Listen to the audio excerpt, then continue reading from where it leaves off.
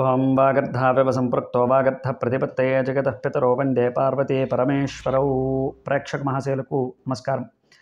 2024 సంవత్సరంలో రేవతి నక్షత్రానికి ఎలా ఉందో తెలుసుకోబోతున్నాం.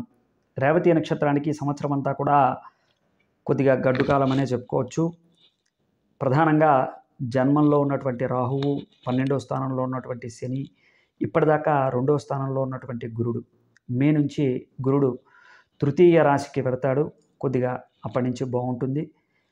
ముఖ్యంగా జన్మల్లో ఉన్నటువంటి రాహువు వల్ల ముఖ్యంగా వ్యసనపరులైనటువంటి స్నేహితుల వల్ల, వ్యసనపరులైనటువంటి బంధువుల వల్ల ఇబ్బందులు కలుగుతూ ఉంటాయి. తర్వాత స్త్రీల వల్ల ఇబ్బందులు కలుగుతూ ఉంటాయి. అలాగే మీరు చేసినటువంటి అప్పుల వల్ల ఇబ్బందులు కలుగుతూ ఉంటాయి.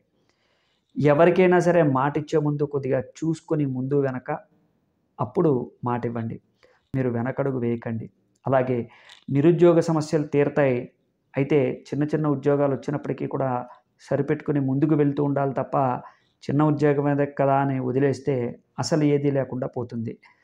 వ్యాపారం చేసేటువంటి వాళ్ళు కూడా పెట్టుబడి అయితే పెడతారు, కానీ వాళ్ళ లాభం కోసం సంవత్సరం పాటు ఎదురు చూడాల్సి ఉంటుంది. సంవత్సరంలో కలిగేటువంటి నష్టాలు వాటి ఇబ్బందికరంగా ఉంటాయి.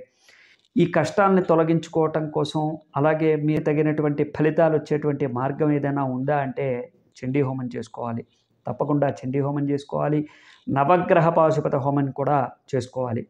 చండీ హోమంతో పాటు నవగ్రహ పాశుపత హోమం కూడా చేయించుకున్నట్లయితే మీకు సమస్త ఇబ్బందులు కూడా తొలగుతాయి.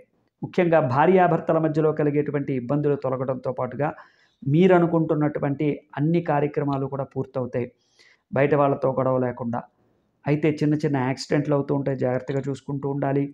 మీకు ఏలినాటి శని ఉండడం వల్ల శని త్రయోదశి వచ్చినప్పుడల్లా కూడా శని త్రయోదశి రోజున తిల తైలాభిషేకం అంటే నువ్వుల నూనెతో శనికి అభిషేకం చేయించుకోవటం, బెల్లము చిమ్మిని నైవేద్యం పెట్టడము, కొబ్బరికాయ కొట్టి నల్లటి వస్త్రాన్ని ఆ స్వామివారికి సమర్పించడం, అదేవిధంగా శివాలయాల్లో అభిషేకం చేయించుకోవటం శని త్రయోదశి నాడు కానీ, పర్వదినాల్లో కానీ, మాస శివరాత్రి నాడు కానీ ఇలా శివుడికి రుద్రాభిషేకం చేయించుకోవటం మీకు కొంత మేలు చేస్తుంది.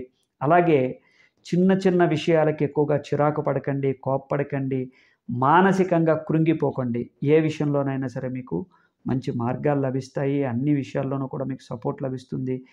పెట్టుబడి పెట్టినా కానీ వ్యాపారంలో అభివృద్ధి అనేటువంటిది సంవత్సరం తర్వాతే చూడగలుగుతారు. అదేవిధంగా విద్యార్థులకి, కళాకారులకి, వృత్తి వ్యాపారులకి, లాయర్లకి, అలాగే కుట్టు మిషన్లు కుట్టుకునేటువంటి చిన్న చిన్న వ్యాపారులకి, అలాగే చిన్న చిన్న వ్యాపారస్తులకి అందరికీ కూడా ఈ సంవత్సరం కాస్త గడ్డు కాలం అనే చెప్పుకోవచ్చు. చాలా జాగ్రత్తగా ఉండవలసినటువంటి సమయం.